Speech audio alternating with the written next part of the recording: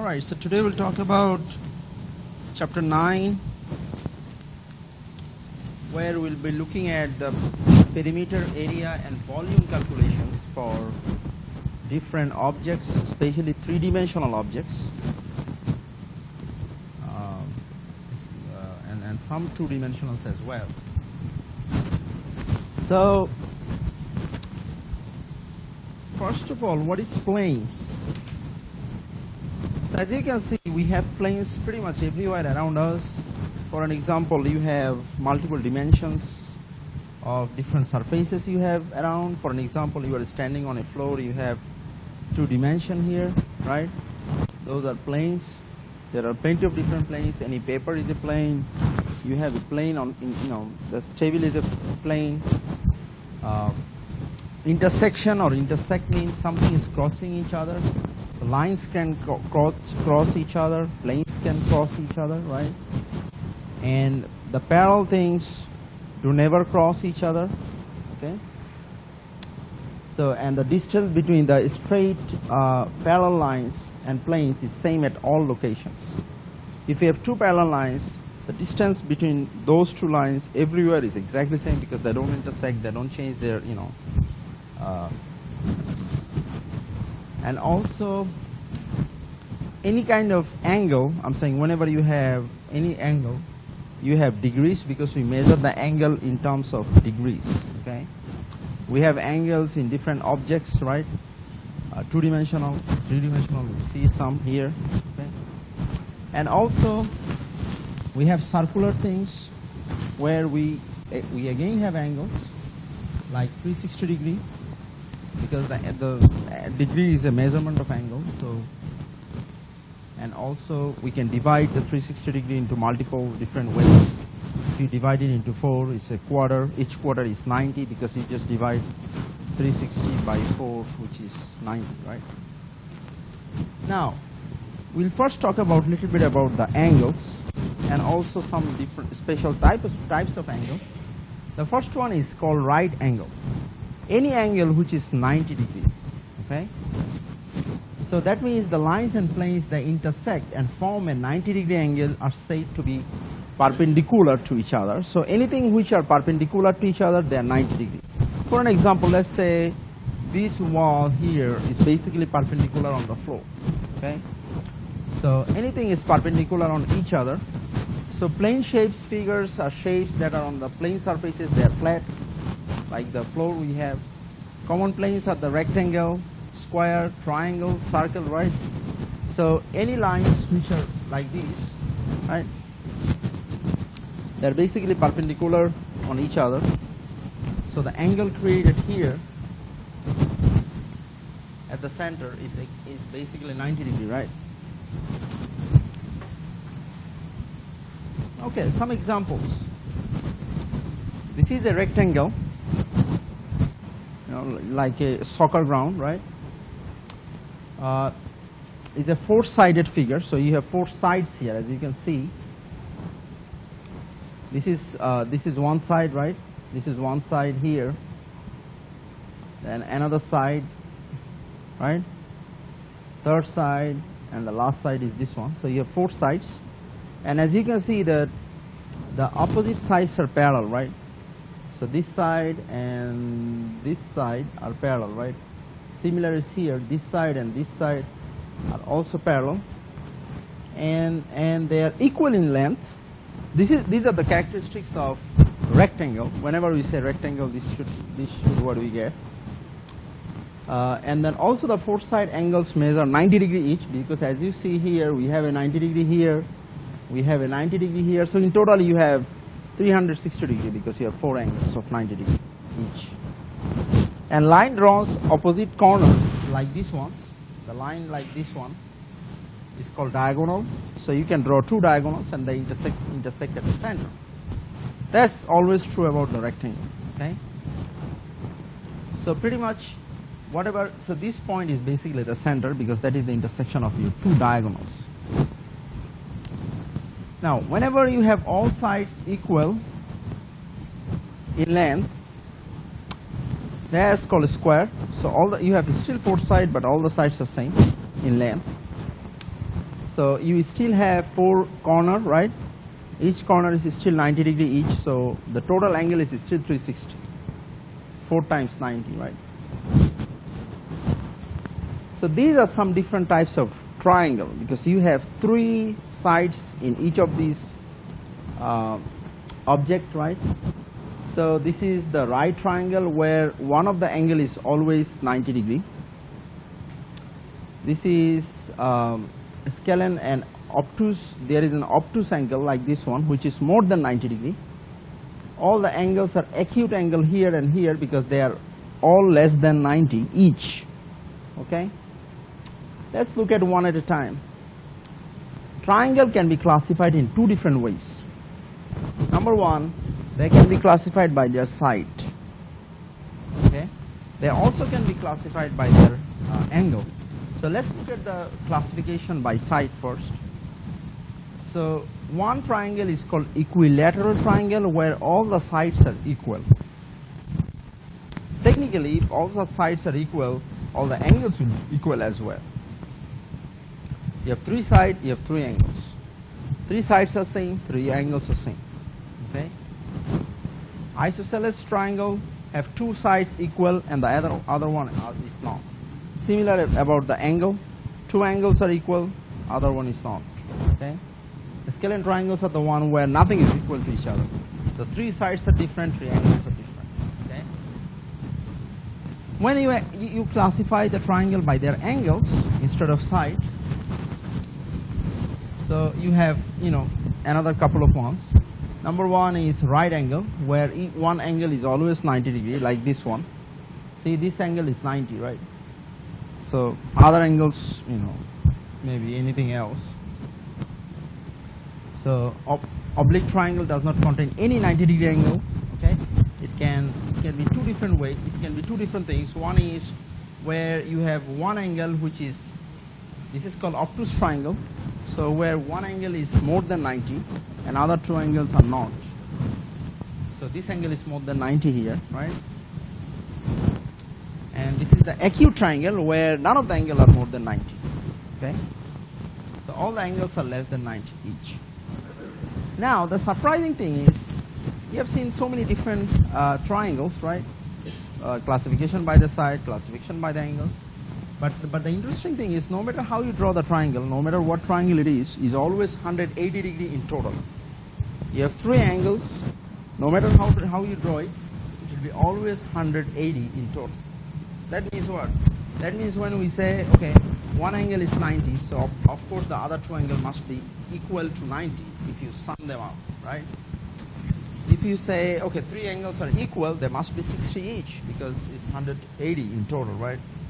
So no matter how you draw it, even when you have, let's say, square and you divide the square, you draw a diagonal, you pretty much dividing the square into 2 different triangles, right?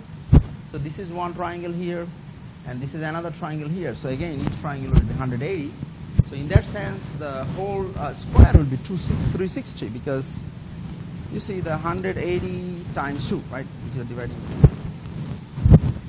Okay, so let's see whether we, can answer some quiz question here. A triangle has 3 sides. No matter how, whether you classify by the angle, classify by the side, it's always a 3 angle. That's why it's triangle, right? Rectangle has, of course, 4 sides. Rectangle has 4 sides. Square has 4 sides as well.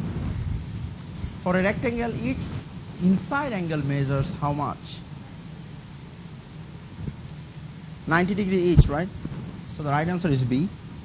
We have 490 degrees, so it's total 360. So the inside angles add up to 360, right? I'm sorry, not 360, it's triangle. So it's 180, right? So the right answer is C. If one of the angles in triangle is 90, the triangle is said to be right triangle, right? Let's look at some characteristics of the circle. So far, whatever we are looking at here is all 2-dimensional objects because it has 2 dimensions, right? We look at a couple of 3 dimensions as well. Now, I think we have seen a lot of circles. But in the center of the circle, you have 360 degree. because you can divide the circle in each quarter, I'm saying into 4 quarters, and each quarter, if you look at the quarter, you see that at the center you have a 90-degree angle. So you have 4 90-degree angles. That's how you get 360 in total. And this is the center, and this is called the radius. So that means from center to anywhere, if you draw a straight line and if you hit the boundary, which is also called the circumference, then it's a radius. And this is called the circumference, the circle, the line. And also, if you start from one side and pass through the center and hit the other side of the circumference, that is the diameter. So, but interestingly, there is a very interesting characteristic that for any circle, no matter how you draw it, okay, no matter how you draw it, if you divide the circumference, meaning the whole length of the border, by the diameter, is always a constant, which is pi. I think you know the pi, right? Pi is a constant in mathematics. So the pi comes from a ratio which is 22/7. Okay? That's how you get 3.14, that's a long, I'm saying, infinite fraction. But you get pi from 22/7.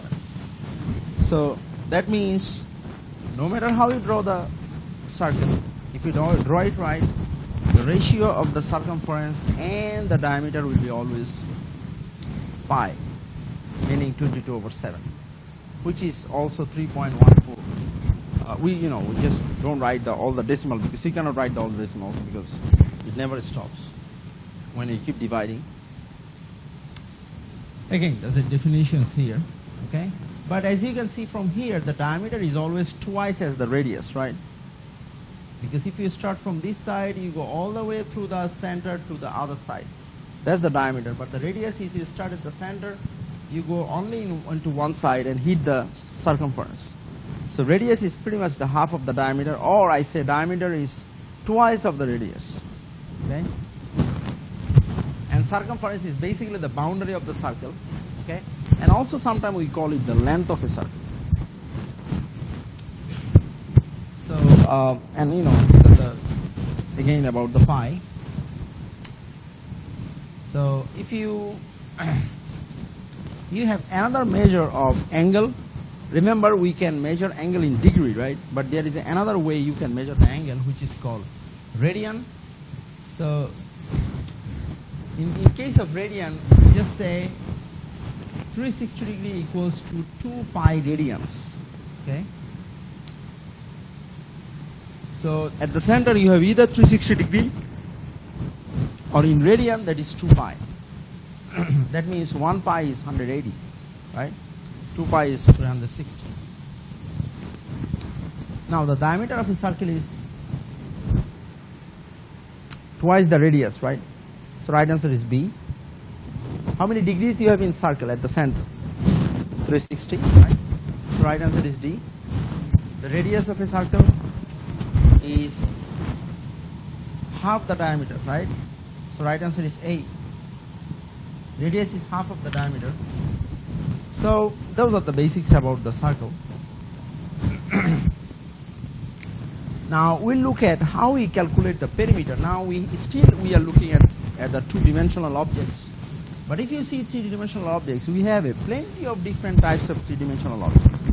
We have seen circles, we have seen triangles, rectangles, squares, but we have plenty of others as well. And some of the objects you will have irregular shapes that don't have too many properties matching, like this side, that side, all the sides are different, like this one. You see we have 4 sides and each of the side is quite different. They're not even parallel to each other, right? But you have 4 sides. Now how do you calculate the perimeter? Perimeter is basically the boundary line of any of the objects, okay?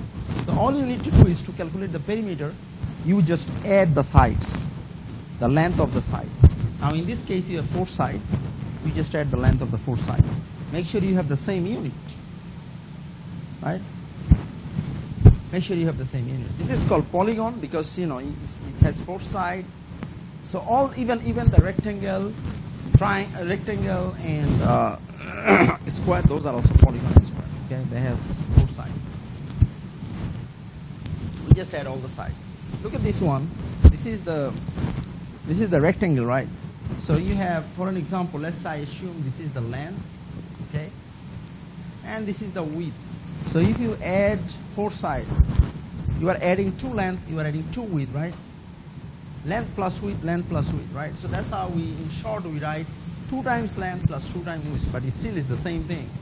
Still you are adding 4 sides, nothing else. Okay? So anytime perimeter means 4 sides, unless it is a circle, because in circle you don't have 4 sides, you just add the boundary. I'm saying you have a boundary, and this, we use the formula to do that. We'll talk about that. We already have seen the formula, but we'll talk about this again. Okay? Whenever you have a square, instead of, you can add 4 sides, or you can just multiply one side by 4, because all the sides are equal, right? You just take one side, multiply it by 4, because it's the same side everywhere. Okay?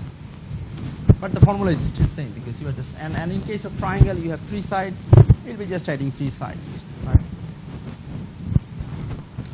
But remember, triangle may have different sides. I'm saying all the sides may not be equal, right? Because you have only equilateral triangle where one side is equal, and in that case, you just take one side, you can multiply the side by 3 instead of adding. It's the same thing. Now, let's say this is a floor sketch. Okay, we'll show you now how you can use the perimeter to calculate different, parameter in the real life problem. Now, for example, you are given this floor plan, and as you can see that some of the sides are given, right? Like this side is 20, you are given. Another side 28. This side is 12 given, and this side is 10 given. But the problem is, if you really want to calculate the perimeter, you need to know all the sides. But look at this one. This side, you don't know exactly how long it is, right? Can you find it? You can, right? Yeah, 20 minus 12, because this is 20, right? All the way up to from here to here. But from here to here is 12, right? Look at the right side. It's 12 up to here, right? Then that means what? The remaining part is 20 minus 12, which is 8. So you have 8 here. And how long it should be here? It's 18, right? It doesn't look like 18, but this will be 18, because in total this is like 28. From here to all the way up to here. It's 28. So this is 10. So that's like 28 minus 10. Now, once you know all the sides, just add all the sides to get the perimeter, right? Summing up all the sides, you get 96 feet. See, look at this. When we sum it up, we make sure that every single side has the same unit. That's important, right? So all the sides has feet. So each of the side has feet. So in total, it's a 96 feet. Okay. Okay. The perimeter of a square of 4 inch. What would be the perimeter? You add 4 sides, right? So it would be 16, right? 16 inch. Right answer is D. Or you can multiply one side by 4. That's the same thing in case of square. Perimeter of a rectangle. 4 inch width, wide, and 5 inch tall, meaning the height is 5, right? So 18, right? 5 plus 5 plus 4 plus 4. Or you can do 2 times 5 plus 2 times 4. Right? Because you have 2 length, you just add those. 2 width. So the right answer is 18 inch. Make sure you have the same unit, right? So we still have the same unit, so right answer is C. 3 sides of the triangle are given. Again, you just add it up, right? So in total is what? 12. 3. This is, do you know what this is? This is feet, right? If you have a 1 prime, that's feet. If you have double prime, that's inch.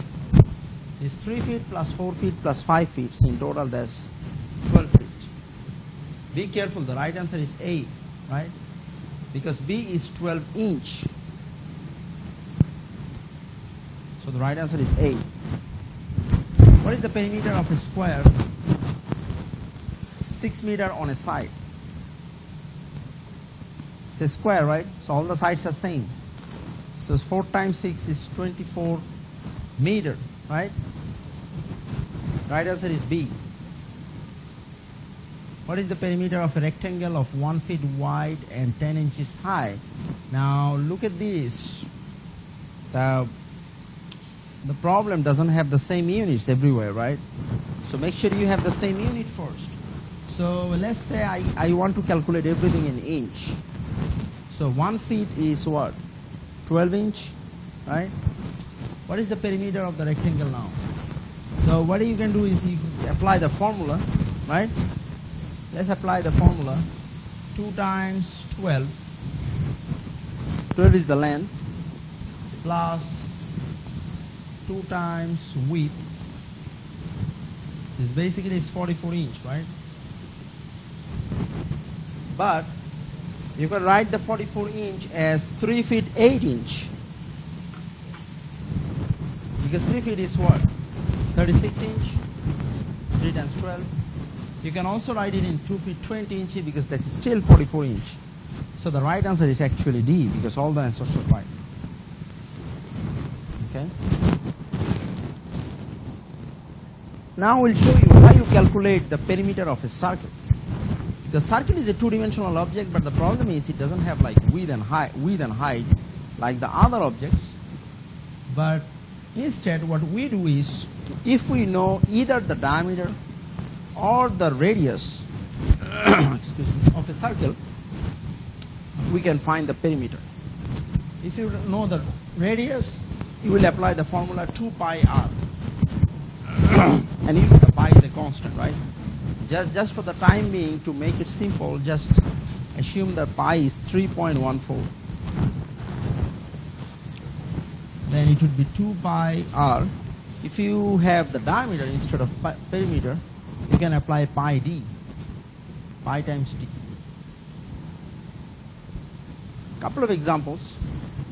Let's say you have to calculate the perimeter of a circular flower pot of 12 inch. Now be careful, the 12 inch circular pot means the diameter of the pot is 12 inch. So you'll be applying pi d formula. You just replace the d by 12 inch.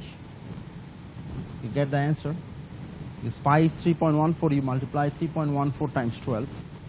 You get 37.7 inch. Okay. Okay, let's take a couple of the quiz question. What is the perimeter of a circle with a diameter of 1 inch? Diameter is 1 inch. What is the formula? Pi d, right? So 1 times 3.14, so it's basically 3.14 inch. Right answer is A.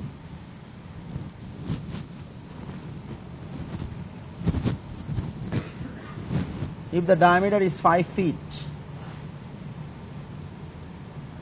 what is the radius? Radius is nothing but half of the diameter, right? So it's 2.5. Just divide it 5 by 2. I thought the last option is great, right? Okay, so radius of the circle is 5 feet. What is the diameter? So you multiply the radius by 2, right? So the radius is 10 feet. Be careful, it's feet, right? So you know. So to find the circumference of a circle, multiply the radius by what? What is the formula? 2 pi r, right? So the radius is r. So you basically multiply the radius by 2 pi. If it is radius, you multiply it by 2 pi. If it is diameter, you multiply it by only pi. So the right answer is A, because you multiply the radius by 2 pi.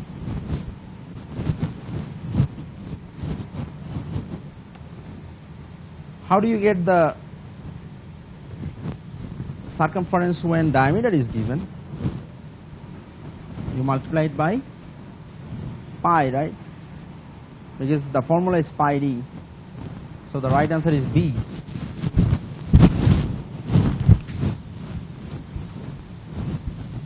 What is the circumference of a circle with radius of 2 meter? Radius is 2 meter, right? Now what is the formula? 2 times pi times r, right? So the r is given to S2 is 4 pi, right? Which is 4 times 3.14, which I guess is 12.6, right?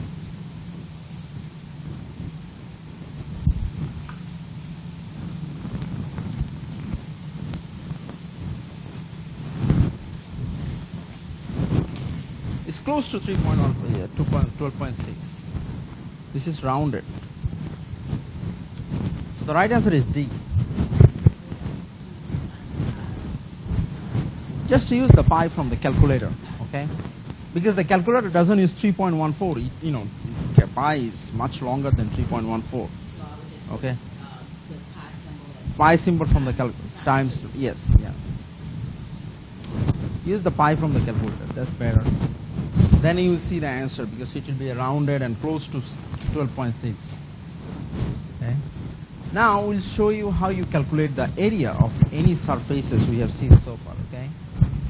We also need to calculate the area, but in case of area, the important thing is, as you have seen that whenever we calculated the perimeter, the unit of the perimeter and the sides were same because you added the side. When I put in pi times 2, then I got to multiply that times 2. Mm-hmm. Okay. In case of area calculation, all the units will be in terms of square, like a square inch, square centimeter, or square millimeter, or a square mile, square kilometer. You see what I'm saying? So it will be everything will be coming in terms of square because all the area calculation there will be a multiplication. So when you multiply, you basically multiply the units as well, not only the numbers. Okay. Now, what exactly does the area mean? Now, for an example, you have a rectangle like this. So where you have in one side you have 7 units, in one side you have 5 units. Now, if you look at this one, we just divided this as 7 unit and we divided this as 5 unit. Now, if you count the total units, you will find there are, now for an example, each of the unit has 1 inch in one side.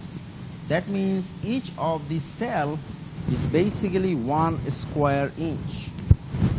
Now, how many cells you have here? If you count, you'll see there are 35 cells, right? So basically, you are getting 35 square inch. Now, exactly if you multiply 7 times 5, you will still get 35 square inch. That's what exactly you get when you calculate the area of any surface, okay? But now we'll show you some formulas that you can use to calculate the areas of different surfaces we have seen so far, right? Now, for an example, area of rectangle. Simple, just length times width. But be careful when you multiply these two, you also multiply their units. If they are inch, answer will be inch square or a square inch. Okay? If they are mile, it will be square mile. So, area of a square is, you know, a square side, and I'm saying all the sides are same. So you're multiplying two sides, so it's just s times s, which is s square. Okay. To find the area of a triangle is a little bit tricky because the formula is half times base times height. Okay. Whatever the base is. So however you draw it, there will be a base, right? However you draw it. So you have a triangle. So now this is your base. And you will also have a height. So you'll multiply base times height times half, divided by half. So this is the formula for calculating the area of a circle, which is a pi r square. Whenever r is given, now if you are not given r, you are given d. The formula is pi d squared divided by 4. But again, it's the same thing because if you know the d, you can also find the r. If you know the r, you can find the d, and you can use any formula you like. Okay? Now, again, these are the examples how you calculate it because remember again, if your cells, each of these cells is 1 square inch, then all you are doing is you are counting the total cells. Okay? Area is just nothing but number of cells you have here inside. But some of the cells you have, they are in fraction, right? So, pretty much 2 fraction makes probably 1 complete, 1 full. That's how you calculate it. So now to estimate the number of tiles required, because you see in the floor we have tiles, right? Whenever they try to calculate how many tiles you need, they first calculate the total area of the room. Okay, that's how you can guess. So for an example, the room is 36 feet by 42 feet, so that's a rectangle. If you calculate the area first, the formula is length times width. You do that, you get 1,512 feet square. Now, from here you can guess if one tile is 1 square feet, you will actually need 1,512 tiles, right? Because each tile is only 1 square feet. Let's look at a couple of quiz questions using this formula. What is the formula for the area of a circle? Area of a square.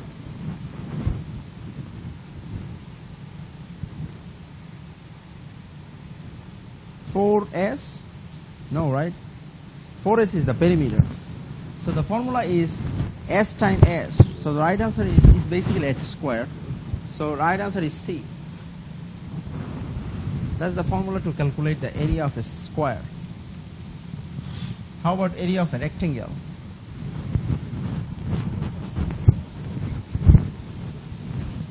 Length times width, right? So right answer is A. Area of a triangle is quite different than others. It's half time base time height. Right answer is D.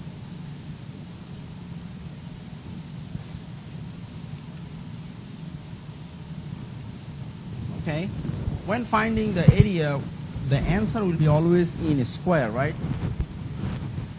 It will be always a square because you are multiplying 2 dimensions.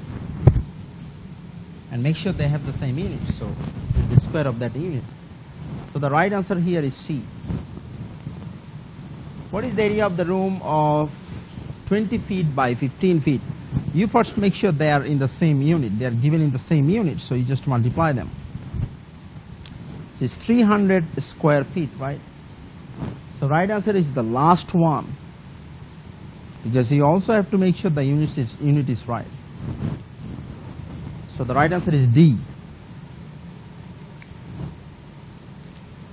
Again, what is the area of a triangle with base of 2 and height of 4?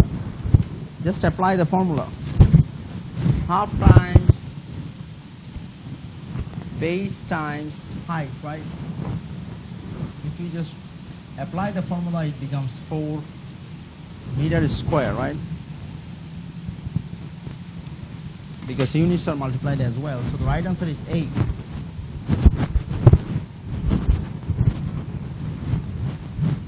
What is the area of a square 8 meter on a side? 64 meters square. Right answer is A, right? Be careful, it's meter square, right? Because you're multiplying 8 meter times 8 meter. Now we'll look at a couple of 3-dimensional objects, because so far whatever we have seen, those had only 2 sides. Okay? So whenever you calculated you just only calculated the area, but we'll look at some 3-dimensional objects. They have 3 dimensions, so that means they have 1 additional dimension after width and height. Okay? So some of the solids, very common solids, are like prisms, cones, cylinder. I think you have seen the cylinder, right? And spheres. So these are how they look like. This is a cube. I'm sure you have seen several different, cube. And I think, we have some cubes as well here. Let's see. I think the duster we have here this is a cube. Okay. So I'm saying it's not exactly the cube we see here, because all the dimensions are not same, right? So This is the right circular cylinder. In short, that is the cylinder. Okay, and this is the cone. This has one base, and the sides taper to a point, right? Now, they have some formulas to calculate the volume. Now, the volume is basically how much space they occupy. Okay? So, volume is, again, is a multiplication of their 3 dimensions, since they have 3 dimensions.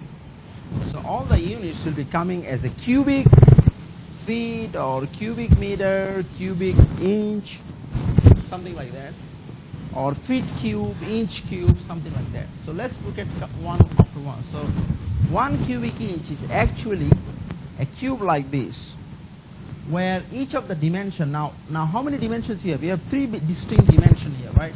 Now let's look at those 3 dimensions. Look at this. This is 1 dimension, right? This is another dimension here. So you got 2. This is the third one. So look at this. Any other lines is basically either of these 3. Either this one or this one, okay, or this one. So pretty much there are 3 dimensions. Now let's say if all the dimensions are 1 inch, then this is like 1 cubic inch.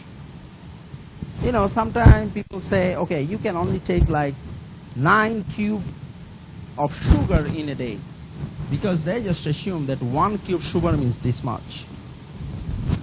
Whenever you have, like, I'm saying one, all the dimensions are 1, and you just have a cube, then that's like 1 cube. Okay. Now these are some formulas to calculate the volume of other objects. Remember the prism. If you have a prism, then the formula is half times base times height times length or depth.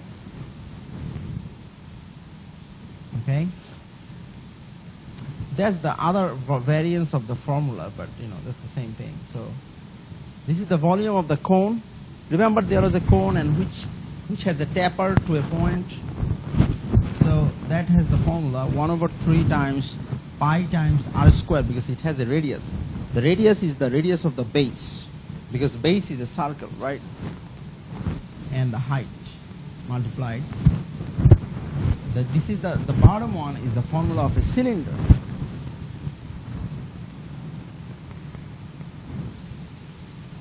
Look at that. They are pretty similar, except there is a 1/3 in case of cone. This is the formula of the sphere, 4/3 pi r cube. That means if you know the radius of any sphere, you should be able to find the volume. Okay?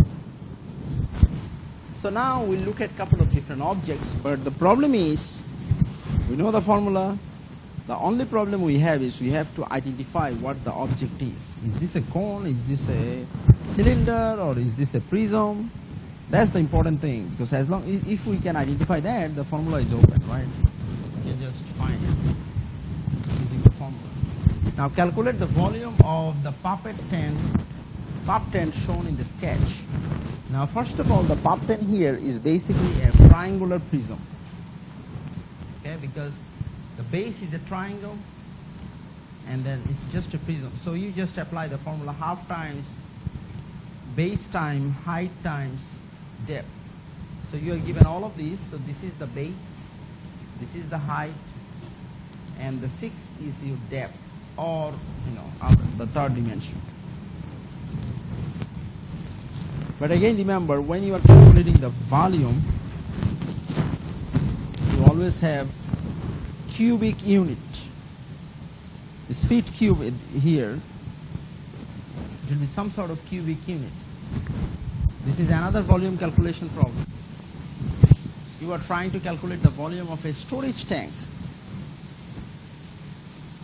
Look at carefully. This is a prism again, but it's a cylinder. Originally, this is a cylinder where you have 2 circles at the bottom and the top, right? So the formula is pi r squared h, which you know it already. I'm saying as long as you can identify this is a cylinder, you should be fine because you know the formula. So you know the diameter, which is 14 feet. So you divide the diameter by 2, make it radius, which is 7 feet.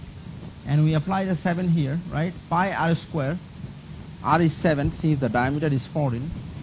And then h is 20, which is the length. If you multiply all of this, you get the volume of the cylinder.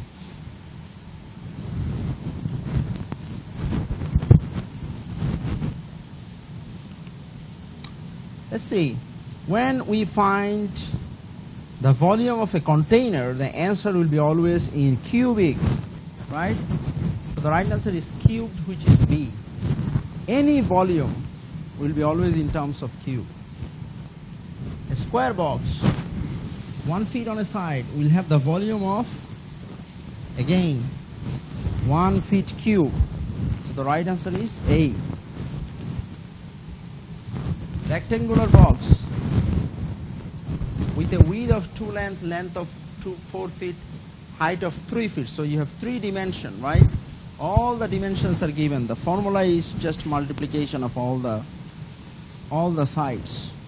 2 times 4 times 3 is 24, right? 24 what? Feet cube. So the right answer is the last one, D, 24 feet cube. Last question for today. What is the volume of the pop 10? I think we have seen the pop 10, right? Pop 10 is a triangular prism. The bottom is a triangle. So you just use the formula half time base times height times length or depth. So the formula is half times 3 times 7 times 5. Whatever you get from here. 105 divided by 2, which is 52.5 feet cube. The right answer is B. See, the formula is given. Even in case during the test, if you want, I can give you all the formula. I think formula will be given to you. But it will not be only one formula. They will give you all the formulas. But you have to identify what the object is. Is it a cylinder or a sphere or, you know, the pop 10 meaning like triangular prism or like, you know, cone. As long as you identify the object, just apply the formula. This is easy as long as you identify the object. Okay? Now, we are done with this chapter, so the only thing that we are left right now is with the trig. But the trig is heavily based on these, you know, these materials here. Okay? As long as you understand the algebraic part we discussed last class and, you know, all this object and how we calculate their perimeter, area, volume, we'll be ready for the, you know, the trig. So the next class will be our last class, and we'll be going over the trig and finish everything about the, you know, trig. We should be finished by now, but since we missed a couple of lectures, remember, due to the weather, so we are a little bit behind, but we should be fine. Okay. And also another reminder: the final is on May 8, which is just 2 weeks from now, right? Just 2 weeks from now. That is a Friday. And the time is a little different because it's announced by the college. I'm saying it's not given by me. The time is 7:30 a.m. instead of 8. Okay? It's a 2-hour exam, so, you know, we'll start at 7:30. I'm saying it's 7:30 to 9:30. That's how the college, they announce the time, just to make sure they don't have any conflicts with another exam. So let's go to the quiz section. Let's finish the quiz questions for the chapter 9. So the next class will be our last class then, okay? And there is a sample final practice exam, okay? So you can try it. You probably will not be able to answer all the questions since we are still not done with the trig, but we pretty much are done with everything else, right? Because the final is a comprehensive exam which will start from the beginning to all the way to the end. So you pretty much will be able to answer like 90% or more than 90% question right now. Okay, so keep practicing the final as well once you are done with 9. So I'm saying, pause, record the highest grade, so you can try it again whenever you are done with the trig. Okay. Let's stop the presentation here.